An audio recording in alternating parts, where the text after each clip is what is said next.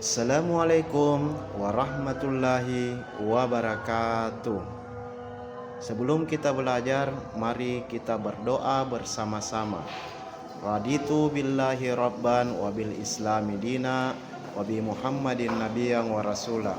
Rabbi sidni ilman warzuqni fahman.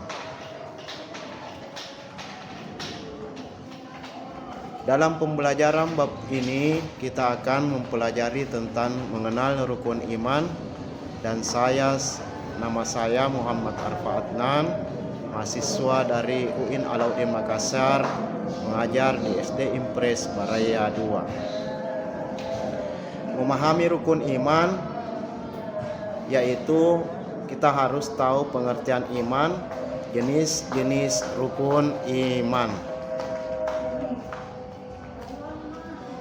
Rukun artinya dasar atau pondasi, sedangkan iman artinya percaya dan yakin.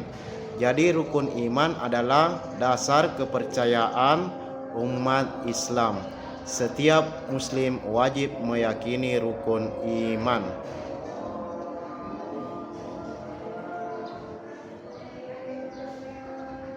Rukun iman harus kita percayai dalam hati, yang diucapkan dalam lisan dan dibuktikan dengan perbuatan seperti yang dijelaskan hadis berikut. Al-imanu ma'rifatu bil qalbi wa qawli bil lisani wa amalan bil arkan.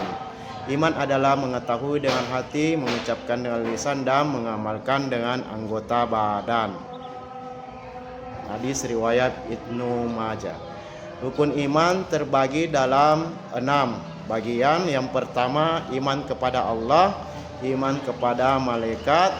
Yang ketiga, iman kepada kitab-kitab Allah, iman kepada nabi dan rasul.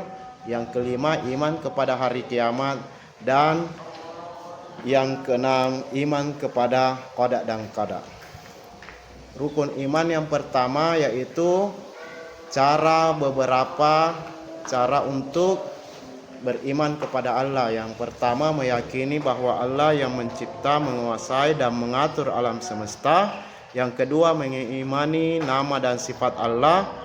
Yang ketiga, menjalankan perintahnya dan menjauhi larangannya. Iman kepada malaikat, terdapat 10 malaikat. Yang pertama itu malaikat Jibril sebagai pembawa wahyu, Mikail sebagai mengatur rezeki dan cuaca, Israfil yang meniup sangkakala, Israel malaikat maut yang mencabut nyawa, malaikat mungkar dan nakir. Malaikat ini menanyai dan perbuatan baik dan buruk di dalam kubur. Malaikat rakib dan atid, malaikat yang mencatat amal perbuatan manusia selama dia hidup dan yang mencatat amal buruk. Malaikat Ridwan yang menjaga pintu surga, malaikat Malid menjaga pintu neraka.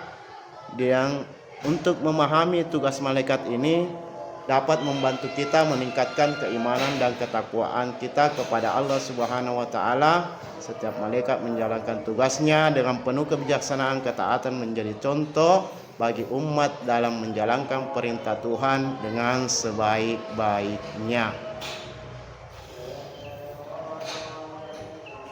Terus kita lanjut ke iman kepada kitab Allah. Yang ketiga, Allah menurunkan kitab-kitab kepada nabi dan rasul sebagai petunjuk manusia di dunia. Adapun kitab-kitab yang diturunkan Allah ada 4 macam, yaitu 1. Kitab Taurat yang diturunkan kepada Nabi Musa.